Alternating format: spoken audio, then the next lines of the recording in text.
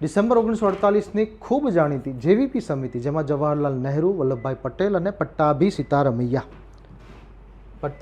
સીતારમૈયા ની નિમણૂક થઈ હતી. તેની રચના શેના માટે થઈ હતી? આ તો લગભગ જાણતા હશો કે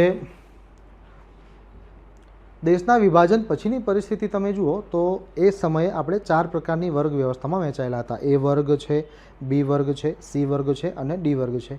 એમાં એ અને બી વર્ગમાં રાજ્યોની જોગવાઈ હતી. એ વર્ગમાં એવા રાજ્યો જે બ્રિટિશ હુકુમત સમયથી વિધાનસભા ધરાવતા હતા. બી વર્ગમાં એવા રાજ્યો જે એક રીતે સ્વતંત્ર અસ્તિત્વમાં હતા, બરાબર. અને સીમાં કેન્દ્રશાસિત પ્રદેશો અને ડીમાં એકમાત્ર અંદમાન નિકોબાર દ્વીપ સમૂહના વહીવટ અંગેની જોગવાઈ હતી. પણ હવે પ્રશ્ન ઊભો થયો કે ભાઈ રાજ્યો બે અલગ અલગ ના હોઈ શકે. રાજ્ય શબ્દ એક છે તો એની બે વ્યાખ્યા તમે કઈ રીતે કરી શકો? એટલે રાજ્યોનું પુનર્ગઠન કરવું જરૂરી છે, પણ શેના આધારે થઈ શકે? તો બે અલગ અલગ માંગ હતી. કેટલાક લોકો ભાષાવાર પ્રાંતોની રચનાની તરફેણમાં હતા અને એક માસ એવો પણ હતો કે ભાઈ વિભાજન કરવું છે તો આધાર વહીવટી સરળતાને રખાય, ભાષાને ક્યારેય ન રખાય, બરાબર છે. નહીંતર પછી ભાષાકીય વિવાદો ઊભા થશે ભેદભાવના આધારે. પણ આપણે જાણીએ છીએ કે ભાષાવાર પ્રાંતો રચી શકાય કે કેમ ન રચી શકાય, તો શું કારણ, એના સિવાય બીજો ઓપ્શન શું છે, આ જ બધી બાબતો ઉપર ચર્ચા વિચારણા કરવા માટે એ સમયે કેટલીક સમિતિઓનું ગઠન થયું.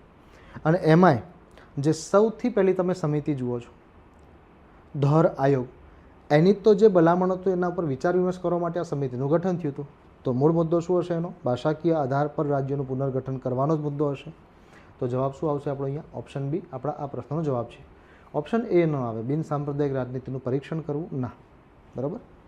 તો જવાબ આવશે આપણો ઓપ્શન બી. લગભગ આ ઘણા બધા વિદ્યાર્થીઓ જાણતા જ હશો.